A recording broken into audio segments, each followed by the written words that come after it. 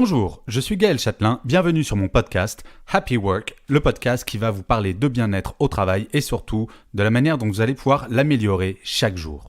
Aujourd'hui, je vais vous donner les 5 raisons fondamentales pour toujours rester zen au bureau. Selon une étude Cadréo, 97% des femmes cadres et 92% des hommes se disent stressés par leur travail. Votre voisin de bureau qui ouvre la fenêtre en grand quand il fait 2 degrés dehors, votre collègue qui arrive avec 20 minutes de retard à la réunion de votre vie, votre collaborateur qui insulte votre plus gros client avec un joli « répondre à tous » plutôt qu'avec un mail interne, votre boss qui vous met une pression de dingue sur un dossier, votre voisin de bureau qui parle super fort au téléphone avec son dentiste pendant que vous êtes en train d'essayer de vous concentrer sur la préparation d'une réunion hyper stratégique avec votre patron, bref, autant de raisons de stresser et de péter un câble de temps en temps, je vous l'accorde. Et pourtant, quelle que soit la situation, rester calme est toujours plus productif et surtout beaucoup plus agréable. Pour s'en convaincre, il suffit de regarder le règne animal, j'adore faire ça, et plus spécifiquement les chiens. Quelle est la race selon vous qui aboie le plus, surtout, tout le temps, y compris contre une plume qui passerait au-dessus de sa tête?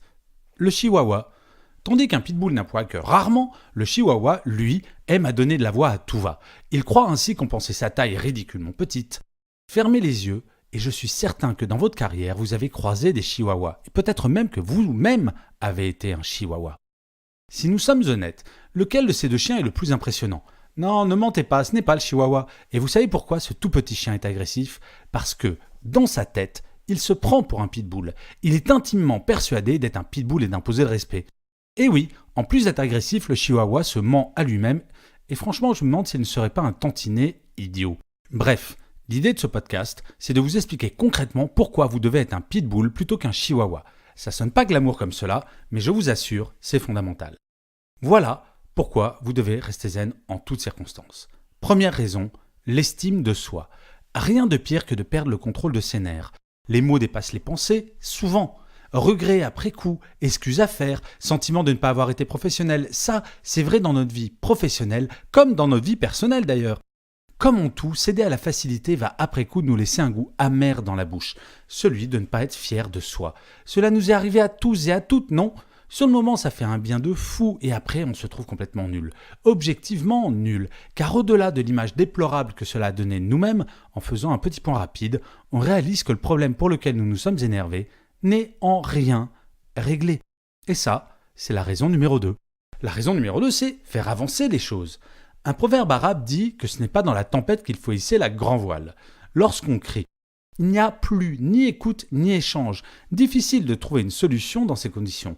Rester zen, c'est déjà se projeter dans l'avenir plutôt que de rester le nez collé sur le problème. Trouver une solution se fait plus facilement à deux. Si le coupable, celui sur lequel vous hurlez, vient de se faire exploser la tête par vous-même, pas certain qu'il soit extrêmement motivé pour travailler avec vous pour trouver une solution. Rappelez-vous du sentiment que vous aviez la dernière fois que vous vous êtes fait engueuler. Pas très agréable, hein?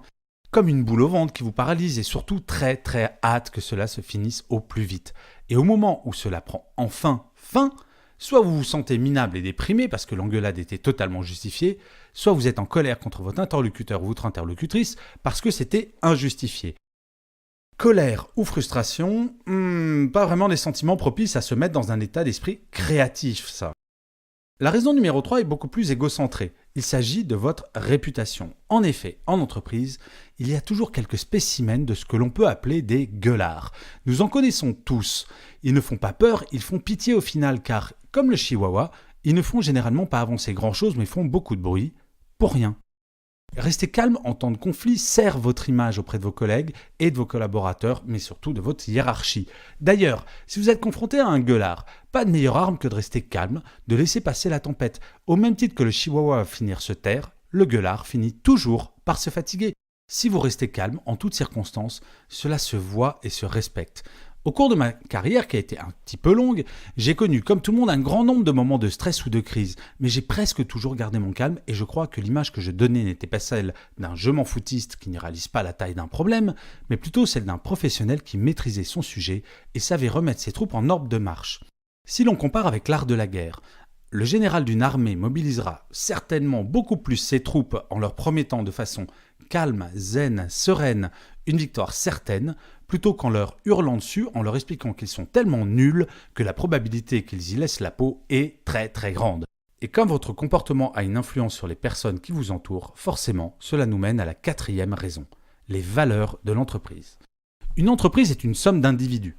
Cela semble être une évidence, mais pendant longtemps, l'entreprise a été gérée comme une masse, peu importaient les individualités, seul comptait le groupe. Ainsi, aujourd'hui, chaque comportement compte, probablement parce que notre société est devenue beaucoup plus individualiste qu'elle ne l'était. Et oui, notre avis compte et nous souhaitons surtout, en tant qu'individus, être entendus par notre hiérarchie. Ce sont nos comportements au quotidien qui portent les valeurs de l'entreprise. Certes, il existe des entreprises dans lesquelles le savoir-vivre et la bienveillance ne font pas partie des valeurs fondamentales, mais j'aime à penser qu'elles ne sont pas majoritaires. Cela étant dit, peu d'entreprises encouragent les comportements bienveillants considérant probablement que cela va de soi. Vous n'imaginez pas le nombre de mails que je reçois et qui m'expliquent que l'entreprise serait beaucoup plus agréable si les gens réapprenaient à dire un simple « bonjour ». Quelque chose d'aussi simple que cela n'est plus considéré. C'est dingue, non? Alors imaginez l'impact qu'a de hurler sur quelqu'un. Cela a des conséquences négatives directes sur la vie et les performances de l'entreprise. Et c'est à ce titre qu'il serait bon de mettre en place dans chaque entreprise, petite ou grande, une charte de savoir-vivre ensemble intégrant, entre autres, bien entendu, ce point. Perdre son calme n'est pas une option. Et si nous exigeons de la part d'un pilote d'avion, en tant que passager, qu'il semble être zen en cas de turbulence, histoire de ne pas déclencher une panique à bord, il devrait en être de même pour un bon manager. La cinquième et dernière raison, c'est pour notre bien-être personnel. Ne plus jamais hausser le ton de la voix, je vous garantis, mais quel bonheur! Jusqu'à mes 30 ans, j'avais tendance à perdre mon calme assez souvent. Eh oui, le pitbull qui vous parle aujourd'hui a été un chihuahua pendant quelques années lorsqu'il était jeune. Et puis j'ai décidé de ne plus m'énerver, histoire de ne pas dilapider une énergie qui pouvait servir à autre chose qu'à me défouler. Si vous choisissez ce chemin, celui du pitbull, alors que vous étiez un chihuahua, au début l'énervement se fera dans votre tête, mais à force de rester zen petit à petit, vous apprendrez à relativiser toute situation, surtout en entreprise. Plus besoin de faire d'efforts, rien ne justifie de s'énerver et au lieu de ne pas trouver de solution, d'y penser toute la journée, voire le soir avant de s'endormir, un problème qui vous aurait pourri la vie pendant quelques jours vous semblera être un détail dans votre journée qui sera bien vite oublié, puis géré. Mais à part quelques métiers bien spécifiques comme les pompiers ou le milieu hospitalier, nous ne sommes que peu à sauver des vies par notre travail. Nous n'avons pas d'autre choix que d'être zen, franchement. Regardez, là, je suis en train d'enregistrer un podcast pour LCI. Dans une seconde, je vais peut-être bafouiller et devoir réenregistrer cette phrase. Fut un temps, cela aurait pu m'énerver si cela arrivait, et à force d'énervement, j'aurais dû réenregistrer 10 fois cette séquence. Mais franchement, si je bafouille, si je perds 2 minutes pour refaire cette phrase, quelle importance? En quoi cela va changer ma vie? Par ailleurs, petit plaisir personnel, vous ne saurez absolument jamais si ce que vous êtes en train d'écouter a été enregistré 1, 2 ou 20 fois. Bref, je reste zen et ça fait du bien. Bref, en conclusion, j'imagine ce que vous vous dites. C'est plus facile à dire qu'à faire et après tout, nous ne sommes pas des moines bouddhistes. Souvent, pour ne pas dire toujours, nous générons notre propre stress et ce dernier est source d'un grand nombre de maux de nos jours. 3 millions de Français, je le dis souvent, sont ou vont être en burn-out. Ça vaut le coup de prendre l'un des mots à la racine. Arriver le matin au travail en se disant que rien, absolument rien, ne pourra entamer votre bonne humeur permet de faire un pas vers une réduction drastique de notre stress quotidien et peut-être éviter des soucis de santé. Ça vaut le coup, non? Je vous remercie 1000 fois d'avoir écouté ce podcast. Je vous dis à la semaine prochaine et d'ici là, prenez soin de vous. Au revoir.